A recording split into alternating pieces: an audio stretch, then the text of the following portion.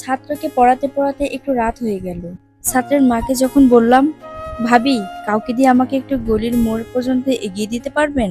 আসলে এই গলিতে কিছু বখাটে ছেলেরা বসে আড্ডা দেয়, তাই যেতে একটু ভয় লাগে। আমার কথা শুনে ছাত্রের মা হাসতে হাসতে বলল, তুমি ভয় পাও নাকি? তোমাকে দেখে গলির ছেলেগুলো উল্টা ভয় পায়। কিছুটা অবাক হয়ে বললাম, মানে? উনি হেসে বলল, না কিছু না, তোমার গায়ের রং যে পরিমাণ কালো, তুমি অন্ধকারে হাঁটলে তোমাকে তো কেউ দেখার কথা না। ছাত্রীর মায়ের কথার ইঙ্গিতটা ঠিকই বুঝতে পারলাম, তাই কিছু না বলে চুপচাপ বাসা থেকে একাই বের হয়ে গেলাম। মাঝে মধ্যে সৃষ্টিকর্তাকে প্রশ্ন করতে ইচ্ছে করে, হে খোদা, মানুষ রূপে যেহেতু পাঠিয়েছ, তাহলে গায়ের রংটা একটু ফর্সা বানিয়ে পাঠালে কি এমন ক্ষতি হতো? মানুষের এত লাঞ্ছনা আর সহ্য হয় না। রাতে যখন খাবার খাচ্ছিলাম, তখন মা কিছুটা ভয়ে ভয়ে বাবাকে বলল, কাল যে ছেলেটা রিতাকে দেখতে আসবে, শুনেছি সেই ছেলেটা নাকি আগেও বিয়ে করেছিল। বাবা খেতে খেতে কর্কশ গলায় বললেন, হুম, করেছিল বিয়ে। সেই সংসারে নাকি 6 বছরের একটা সন্তানও আছে। হুম, আছে। জেনে শুনে এমন একটা ছেলের কাছে মেয়ে বিয়ে দেওয়া আমাদের উচিত হবে?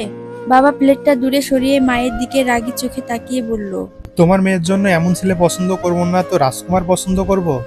কে তোমার এই মেয়েকে বিয়ে করতে চাইবে শুনি? মেয়ে পেটে থাকাকালীন কি কয়লা খেতে যে এমন একটা মেয়ের জন্ম দিয়েছো? একটা কথা কান খুলে শুনে রাখো, ল্যাংড়া লুলা কানা যেই মেয়েকে পছন্দ করবে আমি তার সাথে মেয়েকে বিয়ে দিয়ে দিব। কোনো রকমে দায়মুক্ত হতে পারলে বাঁচি। বাবার কথা শুনে মায়ের চোখ থেকে জল ফেলা ছাড়া কিছুই করার ছিল না। আর নিজের চোখের জলের কথা বাদেই দিলাম। পরের দিন পাত্রপক্ষ যখন আমাকে দেখতে আসলো, তখন মা নিজ হাতে আমাকে সাজিয়ে দিচ্ছিল। বাবা তড়িঘড়ি করে রুমে ঢুকে মাকে বলল, যেভাবে পারো মেকআপ টেকআপ দিয়ে হলেও মেয়েকে সাজিয়ে দাও। মেয়েকে কোনো রকম পছন্দ করলেই বাঁচি। এই মুহূর্তে নিজেকে মানুষ না, সাজিয়ে গুছিয়ে কোরবানির হাটে তোলা গরু মনে হচ্ছিল। গরুকে সুন্দর করে সাজালে ক্রেতাদের যেমন আকর্ষণ বাড়ে, তেমনি আমাকে সাজানো হচ্ছে যেন ছেলেপক্ষ পছন্দ করে। ছেলেপক্ষ আমাকে দেখে খুব একটা পছন্দ করলো না। বাবার কাছে অনেক টাকা যৌতুক চাইলো, যৌতুকের বিনিময়ে বিয়ে হবে। পাত্রপক্ষ চলে যাওয়ার পর বাবা আমার কাছে এসে বলল, বাজারে তো বিষ পাওয়া যায় নাকি, খেয়ে মরে যেতে পারিস না? আমি কিছু না বলে শুধু পাথরের মতো বসে রইলাম। সৃষ্টিকর্তা বান্দাকে একদিকে অপূর্ণ রাখলে অন্যদিকে পূর্ণতা বাড়িয়ে দেয়। দেখতে অসুন্দর হলেও পড়াশোনায় মোটামুটি ভালোই ছিলাম। নিজ কানে আশেপাশের মানুষ ছাড়াও জন্মদাতা বাবার অনেক অপমানসূচক কথা শুনেছি। নিজ চোখে মাকে নীরবে চোখের জল ফেলতে দেখেছি, নিজেও চোখের জল ফেলেছি, আর পড়াশোনায় মনোযোগ দিয়েছি। বছরখানেক পর আমি সফলও হয়েছি। আজ আমি ঊর্ধ্বতন সরকারি কর্মকর্তা। একদিন অফিস থেকে বাসায় ফিরে দেখি ছাত্রের মা এসেছে তার ভাইয়ের সাথে আমার বিয়ের প্রস্তাব নিয়ে। এটা শুনে মুচকি হেসে ওনাকে বললাম, ভাবি আপনার ভাই আমাকে অন্ধকারে খুঁজে পাবে তো? আমাকে দেখে কি ভয় পাবে না? যাই হোক, বাসায় যখন এসেছেন চা নাস্তা খেয়ে চলে যান। কথাগুলো শুনে উনি কিছু না বলে মাথা নিচু করে চলে গেল।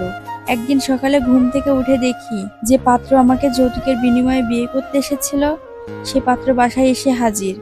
বাবাকে বলছে সে কোনো কিছু চায় না, শুধু আমাকে বিয়ে করতে চায়। বাবা কিছু বলার আগেই আমি ছেলের দিকে তাকিয়ে বললাম, ঠিক আছে, আমি বিয়ে করতে রাজি, কিন্তু আমার একটা শর্ত আছে। আমি বিয়ের পর চাকরি করব না।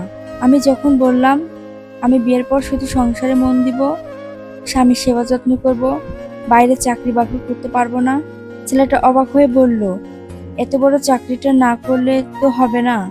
রাগী চোখে ছেলেটার দিকে তাকিয়ে বললাম, বাইরে যাওয়ার দরজাটা ওই দিকে, তুই আর 1 মিনিটও দাঁড়ালে থাপ্পড় মেরে তো সব কয়টা দাঁত ফেলে দিব।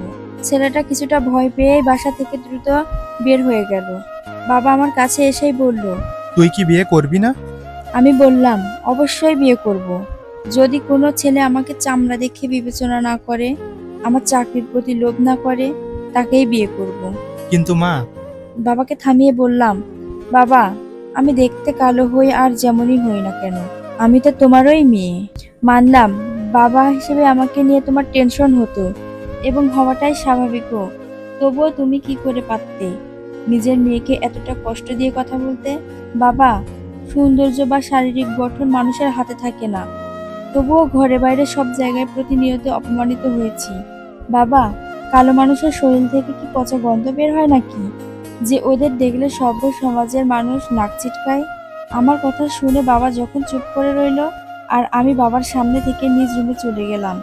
জানি বাবা কান্না করবে, করলে করুক, তবুও বাবা যদি আমার কষ্টটা একটু উপলব্ধি করতে পারে।